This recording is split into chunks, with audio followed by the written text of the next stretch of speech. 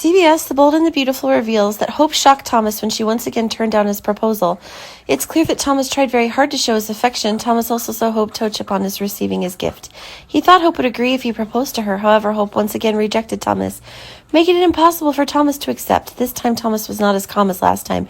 He seemed impatient because Hope rejected him so many times. Thomas doesn't understand why Hope doesn't want to marry him. Wasn't what Thomas did enough for her to trust him?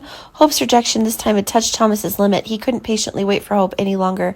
Thomas really couldn't understand Hope. He gave Hope all the best he could, but still couldn't move her. Hope and Thomas had a huge argument.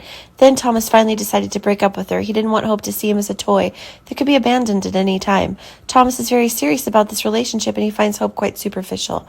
As for Hope, she just doesn't dare to face everyone's opposition, not because she doesn't love Thomas. So in the end, both Thomas and Hope still don't really understand what the other's thinking, or Hope's feelings for Thomas are not great enough for Hope to overcome people's prejudices. The end result was that they broke up again. Thomas would drink a lot of alcohol at the bar. Paris also happened to be there. This is when Thomas is at his weakest. Paris's appearance is probably arranged here. The two used to be friends. Now they will confide in each other.